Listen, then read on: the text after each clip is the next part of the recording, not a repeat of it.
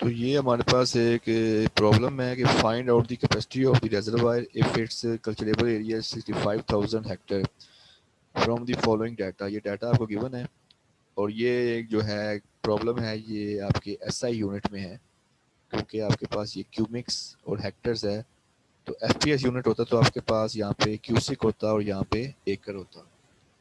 तो डाटे में ये है कि आपके पास टाइप ऑफ क्रॉप दे दी गई हैं, जो कि आपके पास शुगर केन है, वीट है और राइस है। तो बी जो बेस पीरियड भी वो भी आपको दिया हुआ है तीनों के लिए डेज में। शुगर केन के लिए है 330, वीट के लिए 120, राइस के लिए 120।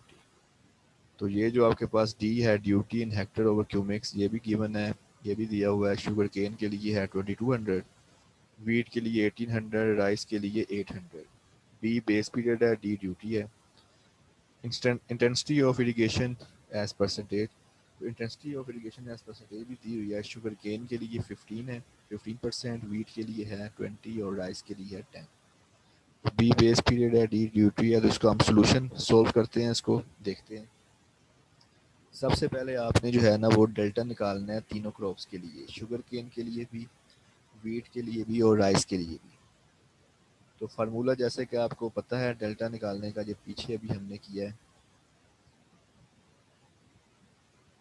Delta is equal to delta is equal to 8.64 over into B over D. तो यही फार्मूला यहाँ पे यूज़ हुआ है, 8.64 into B over D. Sugar cane के लिए बी की वैल्यू आपके पास 330 है, डी की वैल्यू आपके पास 2200 है, तो ये आपके पास 1.29 मीटर आ गया।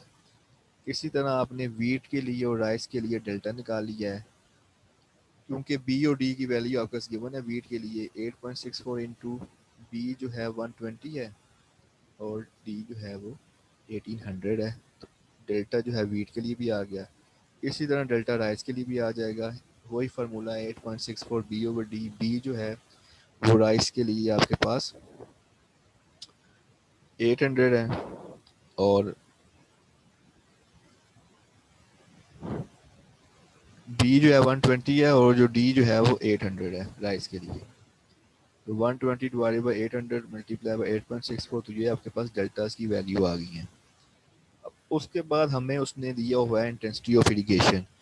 टोटल एरिया तो आपके पास 65,000 हेक्टेयर है, लेकिन इंटेंसिटी ऑफ इरिगेशन उसने कहा है कि शुगर केन के लिए 15 है, 15%। तो 65,000 का हम 15% ले लेंगे तो हमारे पास ये इतने हेक्टेयर आ जाएगा।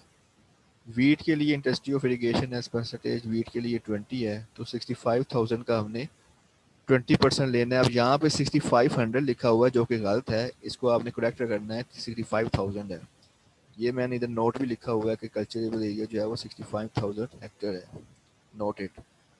तो ये 65,000 आएगा यहाँ पे। तो ये आपका एरिया अंडर वीट भी आ जाएगा। इसी तरह आपके पास एरिया अंडर राइस भी आ जाएगा, 65,000 multiply by intensity of irrigation as percentage rice के लिए 10 है, तो 10% लेंगे 65,000 का, तो आपके पास ये 6500 हेक्टेयर आ जाएगा। आपने फिर क्या करना है, क्वांटिटी ऑफ वाटर निकालनी है तीनों के लिए। शुगर केन के लिए क्वांटिटी ऑफ वाटर कैसे आएगा कि ये जो आपने एरिया निकालना है इसको मल्टीप्लाई करना है आपने इस डेल्टा के साथ। बेसिकली हम कम कर क्या रहे हैं, हम इसका वॉल्यूम निकाल रहे हैं। तो एरिया को मल्टीप्लाई करेंगे आप डेल्टा के साथ। डेल्टा क्या है, डेप्थ ऑफ वाटर है। तो आपके पास ये वॉल्यूम आ जाएगा हेक्टेयर मीटर में। तो शुगर केन के लिए आपके पास एरिया क्या आया है, 9750 हेक्टेयर, ये आपने यहाँ पे लगा दिया है। और डेल्टा क्या आया, ये शुगर केन के लिए 1.29, वो आपने यहाँ पे मल्टीप्लाई किया है, तो ये आपके पास हेक्टेयर मीटर शुगर केन के लिए आ गया। इसी तरह वीट के लिए भी आप निकालेंगे। एरिया वीट के लिए जो आया है वो 13,000 है और डेल्टा वीट के लिए जो है वो 0.576 है। तो इन दोनों को मल्टीप्लाई करेंगे तो 7488 हेक्टेयर मीटर आ जाएगा। उसके बाद राइस के लिए भी आपने ऐसे ही निकालनी है वॉल्यूम। एरिया को आपने डेल्टा से मल्टीप्लाई करना है डेप्थ के साथ। तो एरिया जो है वो राइस के लिए क्या है, 6500 हेक्टेयर। एरिया जो है वो राइस के लिए क्या है, 6500 हेक्टेयर। ये 6500 है और डेल्टा जो है वो राइस के लिए है 1.296।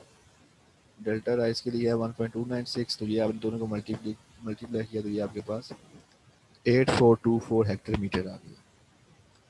ये आपके पास क्वांटिटी वाटर तीनों के लिए आ गई है। इन तीनों को आपने ऐड करना है तो ये आपके पास टोटल आ गया। इसमें फिर आपने टोटल लॉस निकालना है जो कि हम 16% लेते हैं।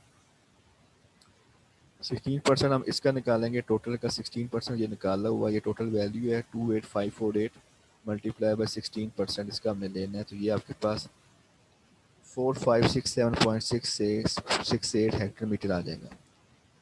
60% लॉसेज लेने हैं आपने, उसको मल्टीप्लाई करना है टोटल वैल्यू के साथ तो आपके पास आ जाएगी 4567.68 हेक्टर मीटर। ये वैल्यू आपने टोटल में ऐड करनी है, मतलब ये टोटल आपके पास आया था 28548 प्लस ये लॉसेज को जो मल्टीप्लाई किया है ये ऐड करने हैं 4567.68 तो ये आपके पास वैल्यू आएगी 33115.68 हेक्टर मीटर। ये आपका आंसर है कैपेसिटी ऑफ द रेजरवायर। इसमें कोई क्वेश्चन है?